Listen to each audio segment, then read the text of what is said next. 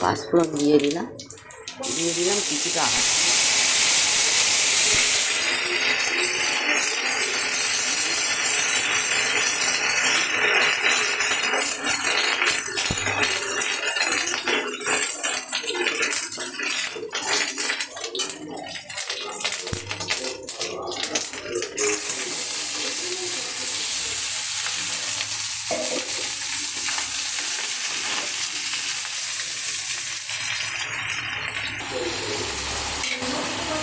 হচ্ছে শুক্তো কষাই।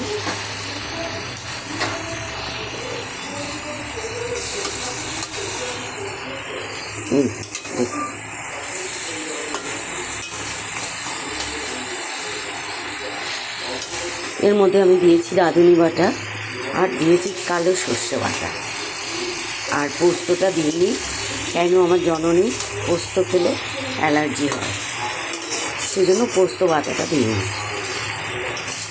আর এদিকে দিয়েছি জল গরম করতে, এই গরম জলটা দেব। এইসব তরকারিতে বিশেষ করে গরম জলটা দিলেই কিন্তু ভালো হয়, খেতেও সুন্দর হয়।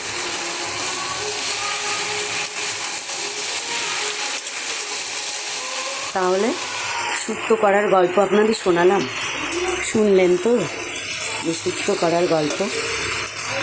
এই সব মেয়ের মারা ভাবে বা সব মেয়ের বাড়ির লোকজন ভাবে যে শাশুড়ি আর খুব খারাপ হয় ছেলের মা, কিন্তু কখনো মেয়ের মারা ভাবে না যে তারা নিজেরাও খারাপ। কেননা মেয়েকে কুশিক্ষা বেশিরভাগ ঘরে তার বাপের বাড়ি থেকেই আসে, শ্বশুর বাড়ি থেকে না। বেশিরভাগ ঘরে, আমি কিন্তু বলছি না যে সবাই, কারণ আমিও একজন মেয়ে। আমাদের সময় মাদের কাছে শিক্ষা পেয়েছি, ভুল হলেও ওখানে তোমার থাকতে হবে। আর এখন যুগ বদলে গেছে, ভুল হলেও তোমার থাকতে হবে না। কিন্তু মেয়ে যখন মানুষ করা হয় তখন মারাই শিখিয়ে দেয় যে শ্বশুর শাশুড়িকে নিয়ে যাতে সংসার না করা যায়। কিছু কিছু মা তো আছেই, তার অনেক জ্বলন্ত প্রমাণও আছে।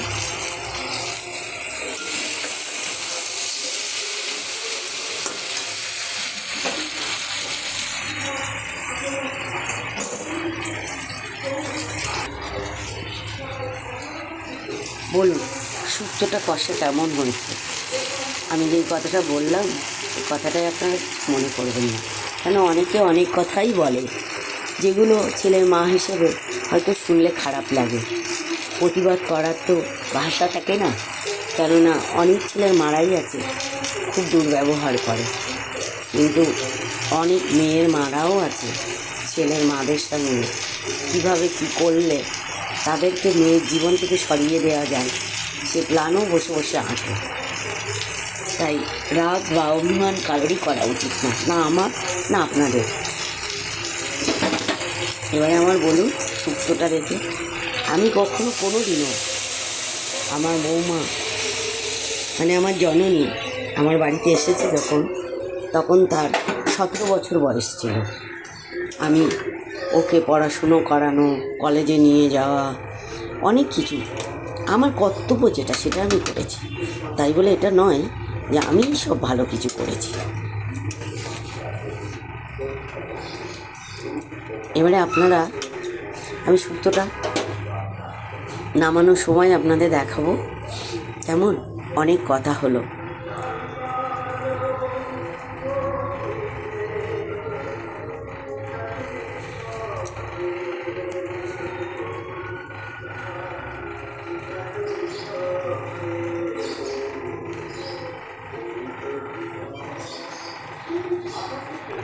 দেখুন শুক্তো রেডি।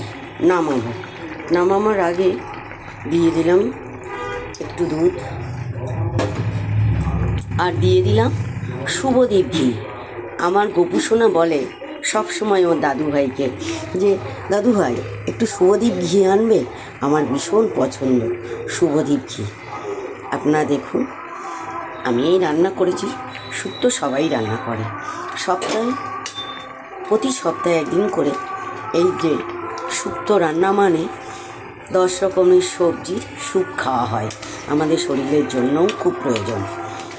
আপনারা দেখে বলুন বা খেয়ে বলুন কেমন হয়েছে। আমি আগেই বললাম যে আমার জননী রান্না এত কেটে দিয়েছে যে আপনারা সবাই আসলেও হয়ে যাবে।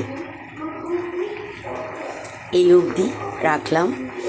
ত্রুটি মার্জনা করবেন আর দেখবেন আমার রান্নাটা একটু দেখবেন মন দিয়ে, আর হচ্ছে আমার সাথে থাকবেন। কেমন? এখন রাখছি।